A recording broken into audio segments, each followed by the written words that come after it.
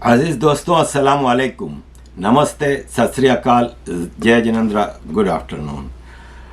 अजीज़ दोस्तों, पाकिस्तान के बहुत सारे इश्यूज़ हैं जिस पे हर आदमी को मुख्तलिफ पॉइंट ऑफ व्यूज़ लेने चाहिए। एक हमारे जर्नलिस्ट हैं जो वीडियो लोग भी बनाते हैं, जो इंटरव्यूज़ भी देते हैं। मेन स्ट्रीम मीडिया इनको नहीं पसंद करता क्योंकि वो हट के सियासत जर्नलिज्म करते हैं और सच बोलने की बीमारी है उनको। अब हम तो दुआ कर सकते हैं कि वो महफूज रहें पाकिस्तान में, क्योंकि सच बोलने वाला पाकिस्तान में महफूज नहीं रहता। ये मुजम्मल हैं, मुजम्मल बहुत खुल के बोलते हैं। इनका भी एक इंटरव्यू आया था, वो मैं आपके सामने रखता हूँ। उसमें इन्होंने पाकिस्तान के बहुत सारे इश्यूज़ पे बात की है। पाकिस्तान में रिलीजियस लीडर्स जो अपने आप को मौलवी और पता नहीं क्या क्या बनाते हैं, जैसे तारिक जमील हैं, ताहिर उल कादरी हैं, उनके रोल के बारे में बताया है। फिर पॉलिटिकल लीडरशिप के बारे में, इमरान खान वगैरह के बारे में उन्होंने खुल के बात की है। आर्मी के रोल के ऊपर ये खुल के बोलते हैं, विच इज़ वेरी डेंजरस। लेकिन वो आर्मी की जो इकोनॉमिक चीज़ें हैं, बिज़नेस करना, धंधे करना, करप्शन करना, उस पे भी बोलते हैं। फ्रीडम ऑफ स्पीच पे बात की इन्होंने कि किस तरह पाकिस्तान की फ्रीडम ऑफ स्पीच है, जर्नलिस्टों के बारे में, हर इशू पे तकरीबन बात की है। मैं ये इंटरव्यू आपके सामने रखना चाहूँगा। कुछ लोग कहते हैं कि ये शख्स मायूसी फैला रहा है, खान साहब के खिलाफ है, ये पीडीएम के खिलाफ है, ये सिस्टम के खिलाफ है। कि पाकिस्तान में सहाफ़ी की डेफिनेशन ये हो गई जो किसी पार्टी को या शख्सियत को सपोर्ट करे और उनके जो फॉलोअर्स हैं उनको अपने कैंप में लेके पैसे कमाए। लोग कहते हैं शायद आप कंपनी के अपने आदमी हैं। हाँ, वो तो कहते रहेंगे ना, जबकि मैं उनको चैलेंज करता हूँ कि वो बलूचिस्तान मिसिंग पर्सन के इशू पे, हज़ारा मिसिंग पर्सनस के इशू पे, गिलगित बल्तिस्तान के इशू पे, इसके अलावा जो मिलिट्री इंडस्ट्रियल कॉम्प्लेक्स है उसके इशू पे वीडियो बना दें जिस तरह मैंने बनाई है, और उसके बाद मुझसे बात करें। फ्रीडम ऑफ स्पीच तो है, लेकिन फ्रीडम आफ्टर स्पीच नहीं है। तो बात तो कर लेंगे, लेकिन उसके बाद जो है वो मसला आता है, प्रेशर भी होता है। एक साल पहले खान साहब ट्रेंड कर रहे थे, कुछ लोग उनकी फेवर में काम करके व्यूज़ ले रहे थे जी, कुछ लोग उनके एंटी काम करके व्यूज़ ले रहे थे। उन्होंने कहा ये शख्स एंटी काम करके व्यूज़ लेना चाह भी रहा था और ले भी रहा था। अगर पाकिस्तान की पॉलिटिक्स में रेलेवेंट ही एक आदमी है तो सहाफ़ी का काम, आपका काम, आप यहाँ पे क्यों आए हैं? क्योंकि मेरे व्यूज़ आ रहे हैं इसलिए।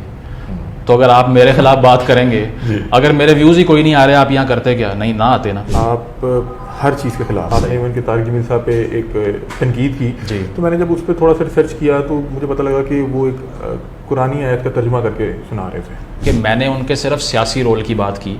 मतलब जो बड़े बड़े स्पिरिचुअल लीडर्स थे वो हमेशा बादशाहों के महलों से दूर रहा करते हैं, वो उनके अंदर नहीं पाए जाते। ठीक है। तो जो भी बादशाहों के मोहल्लात में पाया जाए उसके ऊपर मुझे डाउट इसीलिए है कि वो सिर्फ एक एडवांटेज के लिए काम करता है और वो ये नहीं देखता कि मैं सियासी लीडरान के करीब रहूँगा तो उसका नुकसान भी मुझे हो सकता है। तो हर वो आलिम पाकिस्तान के अंदर, जैसे आप ताहिर उल कादरी साहब की मिसाल देख लीजिए, मीनार पाकिस्तान पे 10-10 लाख का उन्होंने इज्तिमा किया हुआ है। बिल्कुल। जैसे ही सियासत में आए लोगों ने तनकीद की, बुराई भी की और शदीद तनकीद का निशाना बनाया। इसी तरह मेरा पर्पज़ ये था कि आप टीवी पे बैठ के एक सियासी लीडर के कहने पे आके और आप वो बातें कर रहे हैं जो वो सुनना चाह रहा है, तो इसका मतलब ये है कि आप ख़ुद अपने आप को पेश कर रहे हैं तनकीद करने के लिए। तो अगर आप दूसरे उलमाए कराम पे तनकीद करते हैं, मौलाना फजलुर रहमान से लाख इख्तलाफ है तो आलिम ही ना जी। मैं नहीं कह रहा, उसका अपना वर्कर कहता है। जी। मदारिस में लाखों तलबा उसको सुनते हैं, बिल्कुल सुनते हैं, उसको डीजल नहीं कहते। कुछ चीज़ें हैं जहाँ पे हम बीइंग अ नेशन खड़े हुए हैं और बड़े अरसे से खड़े हुए हैं। सही। जब आप बताते हैं कि हम गलत खड़े हुए हैं तो उसका एक बैकलैश भी होगा और उसका फिर मेरा ख्याल है कि एक ही वीडियो में अगर आप कहेंगे कि 20 साल से आप गलत हैं तो आपने ना कोई उसका बताया कि उसका सोल्यूशन क्या है, अगर हम गलत हैं तो सही क्या था। आपको नहीं लगता कि 13 मिनट की वीडियो के बाद वो मजीद एक व्यूअर जो है कंफ्यूज हो जाएगा? नहीं, मेरा काम ही सेंटिमेंट हट करना है। मैंने सऊदी अरब की मिसाल दी ना, अब अगर आप बता दीजिए, अगर हम उनसे भी बेहतर मुसलमान हैं, यहाँ किसी को कुत्ता काट जाए उसकी वैक्सीन भारत से आती है, नहीं होती है हमारे पास, और वैसे कहते हैं कि वहाँ पे लाल किला फतह कर लेंगे। अच्छा, मुझे ये बताया, मुझे किसी ने कहा कि ये कासिम अली शाह की इंग्लिश वर्जन है। ये इन्होंने कोई 10-20 किताबें पढ़ी हुई हैं, इंग्लिश बोलते हैं और हर लाइन में कहते हैं कि फ़लाँ किताब पढ़ लें और एक इंटेलेक्चुअल तैयार। में जो मेरा फेवरेट फिलोसोफर है नीत्शे, जिसकी मैं हर वक्त बात करता हूँ, आपके वॉलपेपर भी जी, तो इकबाल ने उनको कहा profit of the modern times, जदीद दौर का प्रॉफिट। बड़े पढ़े लिखे हैं और चीज़ों को एक डिफरेंट एंगल से 4 किताबें ही हैं उसमें। खान साहब ने सोशल मीडिया को वेपन के तौर पे यूज़ किया। नहीं, उनकी सक्सेस का राज ही यही है। अगर सोशल मीडिया उनके करियर से निकाल दें तो पीछे कुछ नहीं बचता, क्योंकि वो सारा जो नैरेटिव प्रोपेगेंडा हुआ वो हुआ ही उस तरफ से।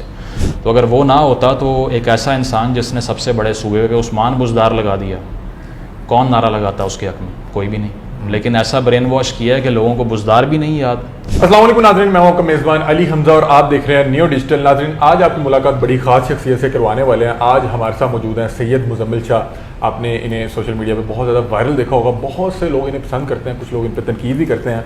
आज मिला जुला इनसे इंटरव्यू करते हैं, इनके जो सपोर्टर हैं उनकी तरफ से भी क्वेश्चन हैं, कुछ नाक़िदीन की तरफ से भी हैं, इनसे बातचीत करते हैं। अस्सलाम वालेकुम। वालेकुम अस्सलाम। कैसे हैं आप? बिल्कुल ठीक ठाक। आप सर ठीक है? आप बिल्कुल। सर सबसे पहले ये बताइएगा, कुछ लोग कहते हैं कि ये शख्स मायूसी फैला रहा है, ये हर चीज़ के खिलाफ है, ये खान साहब के खिलाफ है, ये PDM के खिलाफ है, ये सिस्टम के खिलाफ है, ये इस्टेब्लिशमेंट के खिलाफ है, ये मौलाना तारिक जमील के भी खिलाफ है। जी जी। सर इस तरह की चीज़ें सुनने को मिलती हैं? मिलती हैं बिल्कुल। उसकी वजह ये है कि पाकिस्तान में सहाफ़ी की डेफिनेशन ये हो गई जो किसी पार्टी को या शख्सियत को सपोर्ट करे और उनके जो फॉलोअर्स हैं उनको अपने कैंप में लेके पैसे कमाए, जबकि सहाफ़त का काम यह है कि सब की मुखालिफत करें इन द फेवर ऑफ अवाम। तो उसमें से किसी एक को बख्शना भी सहाफ़ी का काम नहीं था, लेकिन अनफॉर्चुनेटली पाकिस्तान में सहाफ़त ऐसी मर्ज कर गई है कि किसी एक पार्टी का सपोर्टर है, कोई किसी शख्सियत का सपोर्टर है। तो इसीलिए यहाँ ऐसे सहाफ़ी को देख के लोग हैरान हो जाते हैं कि यार ये है किसकी तरफ, ये किसकी बात कर रहा है, समझ नहीं आती। कुछ लोग कहते हैं शायद आप कंपनी के अपने आदमी। हाँ, वो तो कहते रहेंगे ना, जबकि मैं उनको चैलेंज करता हूँ कि वो बलूचिस्तान मिसिंग पर्सन के इशू पे, हज़ारा मिसिंग पर्सनस के इशू पे, गिलगित बल्तिस्तान के इशू पे, इसके अलावा जो मिलिट्री इंडस्ट्रियल कॉम्प्लेक्स है उसके इशू पे वीडियो बना दें जिस तरह मैंने बनाई है, और उसके बाद मुझसे बात करें। सर मतलब कि आपका कोई ऐसा ताने बाने कहीं नहीं जोड़ा जाता? वो तो एविडेंट है, जो मुझे शुरू से फॉलो कर रहे हैं उसको पता है। जो शख्स मुझे 6 महीने पहले फॉलो करना शुरू हुआ, जिसने देखा ये तो खान के खिलाफ तनकीद कर रहा है, ज़रूर लॉन्च हुआ होगा, उससे अर्ज़ ये है कि मेरी 4 साल पुरानी वीडियो निकाल के देखिए और बताइए कि कोई एक चीज़ है जिससे मैं मुकर गया हूँ या बदल ली हो या यू टर्न ले लिया हो। नहीं लिया। जो लोग तनकीद करते हैं फिर हमने देखा कुछ लोग गायब भी हो जाते हैं, कुछ लोग 5-5 साल पर फेसबुक पर पोस्ट नहीं आती। जी जी। आपको भी इस तरह की चीज़ का सामना करना पड़ा? देखें, वो उस पर पब्लिक डोमेन में तो नहीं उसकी डिटेल बताई जा सकती, लेकिन ऑब्वियसली देखें आपको ये पता है कि पाकिस्तान में रह के एक हद तक लिमिट तक बात हो सकती है, उससे ऊपर नहीं हो सकती। उसकी वजह यह है कि फ्रीडम ऑफ स्पीच तो है, लेकिन फ्रीडम आफ्टर स्पीच नहीं है। तो बात तो कर लेंगे, लेकिन उसके बाद जो है वो मसला आता है, प्रेशर भी होता है, राइट विंग की जमातों से भी प्रेशर आता है, और पाकिस्तान में सिविल सोसाइटी के लोग भी ऐसे अनटचेबल हैं कि उनके नाम नहीं ले सकते आप। मैं सिर्फ एस्टैब्लिशमेंट की बात नहीं कर रहा। तो एक सहाफ़ी पाकिस्तान में रह के उसको बड़ा स्मार्टली चलना पड़ता है। अगर बिल्कुल ट्रूथफुल होके आप जो हैं वो इतने रेडिकल हो जाएं तो फिर आपका सर्वाइवल मुश्किल है, और अगर आपका सर्वाइवल ही नहीं है तो फिर आपकी बात कैसे आगे जाएगी। तो इसीलिए मैं समझता हूँ कि अब तक तो मैं लकी रहा हूँ कि किसी हद तक मुझे बोलने दिया जा रहा है, लेकिन आई डोंट नो कि कितनी देर तक होता है। अच्छा, कुछ लोगों का ये भी ख्याल है, मैं भी आपका इंटरव्यू करने आ रहा था तो एक साहब मुझे मिले, उन्होंने कहा कि असल में 6-7 माह पहले, 1 साल पहले खान साहब ट्रेंड कर रहे थे। कुछ लोग उनकी फेवर में काम करके व्यूज़ ले रहे थे जी, कुछ लोग उनके एंटी काम करके व्यूज़ ले रहे थे। उन्होंने कहा ये शख्स एंटी काम करके व्यूज़ लेना चाह भी रहा था और ले भी रहा था। अच्छा, कुछ इसमें सदाकत? देखिए, उसमें यह है कि अगर पाकिस्तान की पॉलिटिक्स में रेलेवेंट ही एक आदमी है तो सहाफ़ी का काम, आपका काम, आप यहाँ पे क्यों आए हैं? क्योंकि मेरे व्यूज़ आ रहे हैं इसलिए। तो अगर आप मेरे खिलाफ बात करेंगे, अगर मेरे व्यूज़ ही कोई नहीं आ रहे, आप यहाँ करते क्या? नहीं ना आते ना। तो इसी तरह सहाफ़त का सब्जेक्ट वो है जिसमें आवाम इंटरेस्ट शो कर रही है। मैंने वो देखना है कि आवाम की मैंटेलिटी कहाँ पे है। जो मुझे कहता है तुम बाइस्ड हो, मैं उसे कहता हूँ क्योंकि तुम बाइस्ड हो। अगर तुम खान के अलावा किसी और को सपोर्ट कर रहे होते तो मेरी आधी वीडियोस किसी और पे होती, लेकिन मैंने मैथ्स साइकोलॉजी को देख के उसके खिलाफ चलना है। तो जो साइंस जिसके तहत आप यहाँ पे आए हैं, मेरा काम भी वही था कि सहाफ़त करने का मकसद ये है कि जो आवाम की नब्ज़ हैं, जो नब्ज़ है आवाम की, उसको देख के चलना। तो जो लोग उनको ब्लाइंडली सपोर्ट कर रहे थे, मैंने उनको थोड़ा होश दिलाने की कोशिश की। क्या लगता है कि दोबारा पाकिस्तानी पॉलिटिक्स का हिस्सा बन सकेंगे? नहीं, बिल्कुल। देखें, सियासत में कोई भी चीज़ हतमी नहीं होती, और जिस तरह से अभी बात भी हुई है कि नवाज़ शरीफ साहब पे भी ये दौर आया कि जला वतनी हो गई, पीपल्स पार्टी पे भी दौर आया कि पार्टी को तोड़ दिया, 2 साबिक वज़राए आज़म को मार दिया, लेकिन उसके बावजूद सर्वाइव कर रही है और अगले इलेक्शन में उनका चांस भी लग रहा है। तो ये लेसन आपको मिलता है कि पॉलिटिक्स जो है और जो आवाम है वो हकीकी चीज़ें होती हैं और उनको आप जुटला नहीं सकते। तो PTI एक बड़ी पार्टी है, उसका एक मैंडेट है, उसका एक वोटर है, बिल्कुल है, लेकिन मुझे लगता है कि अगर इस बुरे वक्त को वो पॉजिटिवली यूज़ करें कि उनकी पार्टी से एक तो इलेक्टेबल चला गया, ठीक है, सफाई हो गई। 2013 में ये नारा था ना, नए चेहरे आएंगे, तो लाए नए चेहरों को अब दोबारा से, कोई नुकसान नहीं हुआ आपका अगर वाकई वो नज़रिया था आपका। और दूसरी चीज़ ये है कि ये मार खा के जो वर्कर बनेगा वो दूर तक चलने वाला है, वो नहीं जो पहले दिन प्रेस कॉन्फ्रेंस करके कह रहा है कि मैं जा रहा हूँ, मेरा कोई ताल्लुक नहीं है। अच्छा मुज़म्मिल भाई, आपने माशाल्लाह बड़ा मेहनत से ये कमाया और बड़ी आपने स्ट्रगल की है। लेकिन मैं आपको रात को रिसर्च कर रहा था तो मैंने देखा कि आप हर चीज़ के ख़िलाफ़ हैं। आप हमारे कल्चर के भी ख़िलाफ़ हैं, आप हमारी नॉर्म्स के भी ख़िलाफ़ हैं। आपने इवन के तारिक जमील साहब पे एक तनकीद की, तो मैंने जब उस पर थोड़ा सा रिसर्च किया तो मुझे पता लगा कि वो एक कुरानी आयत का तर्जुमा करके सुना रहे थे। किसका? कपड़ों से रिलेटेड जो था, फाशी नहीं, मैंने तो खान साहब वाले उसका बनाया था कि तारिक जमील साहब ने कहा कि ये पहला लीडर आया जिसने रियासत मदीना की बात की है, इसलिए मैं इसको सलाम पेश कर रहा हूँ। कोविड पे कोई दुआ करते हुए शायद आपकी वो था। हाँ, वो टीवी के ऊपर जब ये आए थे और वो टेलीथॉन हुई थी तो उसके ऊपर इन्होंने आकर ये बयान, क्योंकि मैंने उनके सिर्फ सियासी रोल की बात की कि आप कैसे, क्योंकि जितने भी जो है ना जय्यद उलमा हैं हमारे हिस्ट्री के अंदर, या फिर अगर आप और ट्रेडिशन देखें, मतलब जो बड़े बड़े स्पिरिचुअल लीडर्स थे वो हमेशा बादशाहों के महलों से दूर रहा करते हैं, वो उनके अंदर नहीं पाए जाते। तो जो भी बादशाहों के मोहल्लात में पाया जाए उसके ऊपर मुझे डाउट इसीलिए है कि वो सिर्फ एक एडवांटेज के लिए काम करता है और वो ये नहीं देखता कि मैं सियासी लीडरान के करीब रहूँगा तो उसका नुकसान भी मुझे हो सकता है। तो हर वो आलिम पाकिस्तान के अंदर, जैसे आप ताहिरुल कादरी साहब की मिसाल देख लीजिए, मीनार पाकिस्तान पे 10-10 लाख का उन्होंने इज्तिमा किया हुआ है। बिल्कुल। जैसे ही सियासत में आए लोगों ने तनकीद की, बुराई भी की और शदीद तनकीद का निशाना बनाया। इसी तरह मेरा पर्पज़ ये था कि आप टीवी पे बैठ के एक सियासी लीडर के कहने पे आके और आप वो बातें कर रहे हैं जो वो सुनना चाह रहा है, तो इसका मतलब ये है कि आप ख़ुद अपने आप को पेश कर रहे हैं तनकीद करने के लिए। तो अगर आप दूसरे उलमाए कराम पे तनकीद करते हैं, मौलाना फजलुर रहमान से लाख इख्तलाफ है तो आलिम ही ना, मैं नहीं कह रहा, उसका अपना वर्कर कहता है। मदारिस में लाखों तलबा उसको सुनते हैं, बिल्कुल सुनते हैं, उसको डीजल नहीं कहते, कहते हैं। लेकिन तारिक जमील साहब की तनकीद पे गुस्सा होने वाला फ़र्द वो है जो सिर्फ एक तबके की हिफाजत चाहता है और कहता है कि बाकी किसी भी मकाते फ़िक्र का आलिम आ जाए उस पर तनकीद करें, कोई मसला मैं एक सर्टन बात से रिलेटेड पूछना चाह रहा हूँ कि आपने कहा कि उन्होंने कहा कि फांसी और ये अजाब इसलिए है कि शायद फांसी, और फिर आपकी एक वीडियो देखी आप चरके वाला कर रहे कि ये नंगे यहाँ पे चरके लटके हुए हैं। नहीं, वो तो औरिया मकबूल साहब के खिलाफ थी। उस पर मैंने औरिया मकबूल जान साहब के खिलाफ बात की थी और उस पर एक तबका ऐसा था जिसने उसको ट्विस्ट कर दिया। तो ऑब्वियसली पाकिस्तान की 70 साल की तारीख है, जब किसी शख्स के खिलाफ कुछ नहीं मिलता तो उस पर फिर फतवेबाजी भी होती है। डॉक्टर आफिया की मैंने आपने अनटोल्ड फैक्ट्स की है, मैंने वो सुनी। मैंने जब वो वीडियो सुनी तो मुझे लगा कि शायद हम 20 साल से गलत जगह खड़े हुए थे, लेकिन फिर आपको उस वीडियो पे भी कुछ आपने मज़ीद यानी कि अपनी मौक़िफ़ पेश किया, कुछ साहब ने आपके अगेंस्ट की थी या जो भी मामला था। मैं आपसे पूछना चाह रहा हूँ कि कुछ चीज़ें हैं जहाँ पे हम बीइंग अ नेशन खड़े हुए हैं और बड़े अरसे से खड़े हुए हैं। सही। जब आप बताते हैं कि हम गलत खड़े हुए हैं तो उसका एक तो बैकलैश भी होगा, और उसका फिर मेरा ख्याल है कि एक ही वीडियो में अगर आप 20 साल से आप गलत हैं तो आपने ना कोई उसका बताया कि उसका सोल्यूशन क्या है, अगर हम गलत हैं तो सही क्या था। आपको नहीं लगता कि 13 मिनट की वीडियो के बाद वो मजीद एक व्यूअर जो है कन्फ्यूज़ हो जाएगा? देखिए, उस पर एक तो सबसे बड़ी चीज़ ये है कि यह कन्फ्यूजन या सलूशन ना देना। सहाफ़ी का काम तो सिर्फ ये नहीं है कि वो पॉलिसी इंफॉर्मेशन के सलूशन भी वही पेश करे, या हुकूमत को क्या करना चाहिए वो भी वही बताए, या लेजिस्लेटर कौन बनना है वो भी वो बताए, वोट किसे डालना है वो भी वो बताए। उसका काम सिर्फ ये है कि जहाँ पर कोई भी चीज़ गलत हो रही है वो ख़बर है सिर्फ। ठीक है, अगर कोई सड़क पे एक्सीडेंट हो गया, आप शॉट लेने चले गए हैं, तो आपने ये नहीं बताना खड़े हो गए कि आइंदा एक्सीडेंट से बचने के लिए मैं ट्रांसमिशन शुरू करने लगा हूँ, वो नहीं करना आपने। You just have to report the facts. तो मैंने जो वीडियो बनाई उसका पर्पज़ ये नहीं था कि मैं उन पर तनकीद कर रहा हूँ। मैंने पूरी वीडियो में ना दहशतगर्दी से उनका ताल्लुक जोड़ा जो लोग मुझे मेरे पे इल्ज़ाम लगा रहे हैं, और वो भी एक पार्टी का तबका है, आपको भी मालूम है। और साथ साथ मैंने ये कंडेम किया कि उनको अमेरिका में ट्रायल करना वैसे ही गैर कानूनी और गलत है, क्योंकि होम कंट्री में ट्रायल होता है या जहाँ पर क्राइम होता है वहाँ ट्रायल होता है। ठीक है, मैंने सिर्फ आपको ये बताया कि जो लोग सियासी फ़ायदे के लिए इसका इस्तेमाल कर रहे हैं उनका मौक़िफ़ जो है वो सिर्फ वन साइडेड है। 20 साल से आप एक तस्वीर देख रहे हैं, मैं दूसरी दिखाना चाह रहा हूँ आपको। लेकिन आपने उसमें ये नहीं बताया कि जिन उनके अंकल ने, साफ़ी ने कहा कि उनके अंकल ने भी कंफर्म किया कि पाकिस्तान आई थी और उनसे मदद मांग रही थी, उन्हीं के अंकल ने एक एफिडेविट भी, बिल्कुल वो एफिडेविट के बारे में वीडियो में आपने वो भी मैंने जवाब ये दिया कि अगर देखें पूरे पाकिस्तान को छोड़ दें, दुनिया भर में एक प्रिंसिपल है कि जो रिपोर्ट चैलेंज नहीं हुई it stand as truth.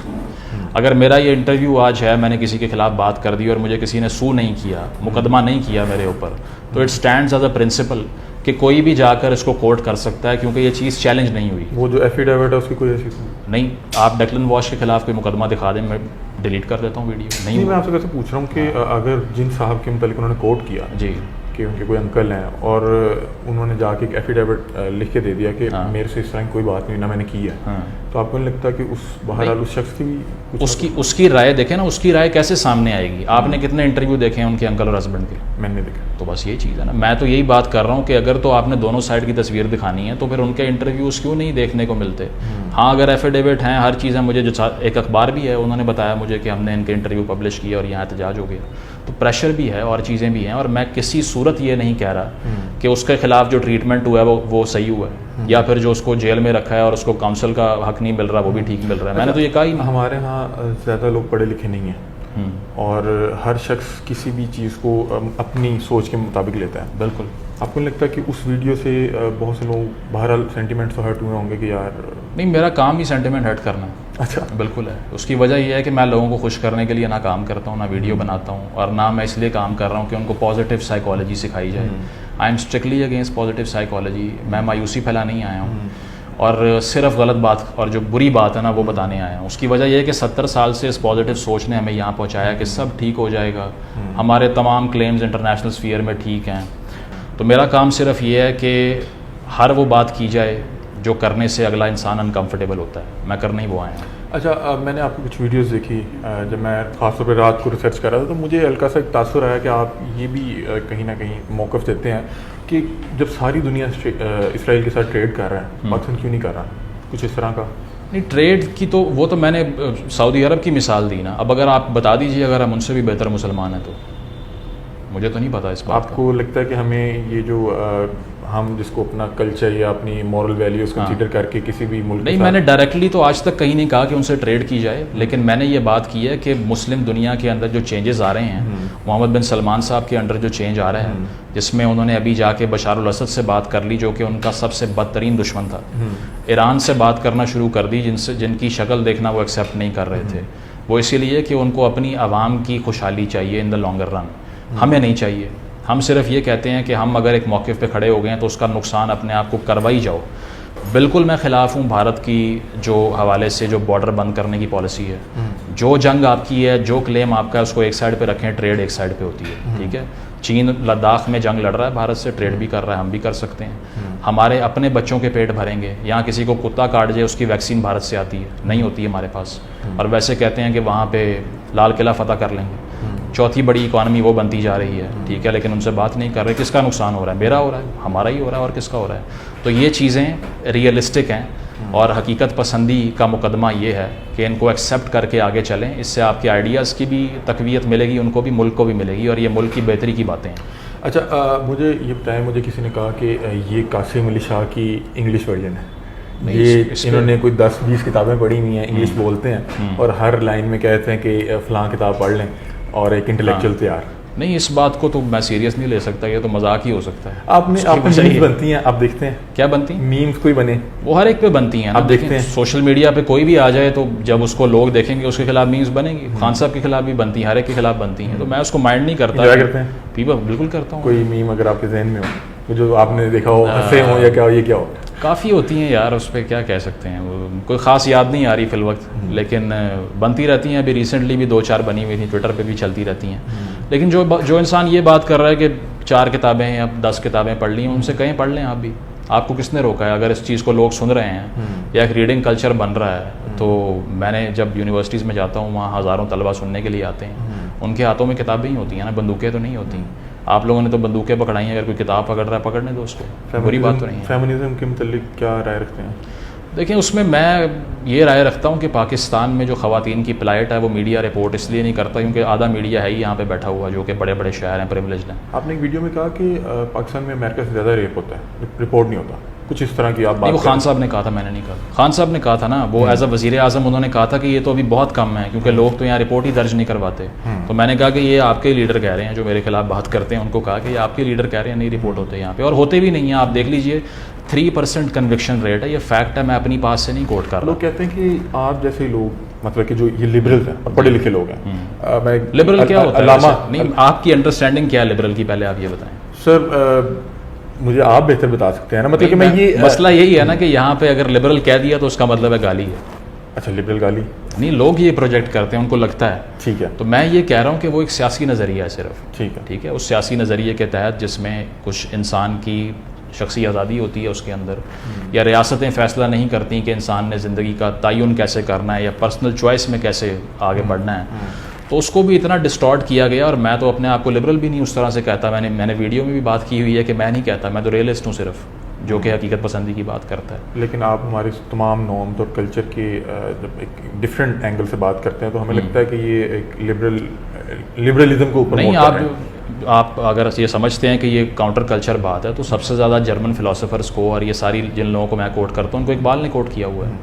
Reconstruction किताब पढ़ लें, उसमें जो मेरा फेवरेट फ़िलासफ़र है नीत्शे, जिसकी मैं हर वक्त बात करता हूँ, आपके वॉलपेपर भी जी, तो इकबाल ने उनको कहा profit of the modern times, जदीद दौर का प्रॉफिट, ठीक है। ये आप किताब खोल के पढ़ लीजिए, सबसे बड़ी इंस्पिरेशन भी वही थे उनकी।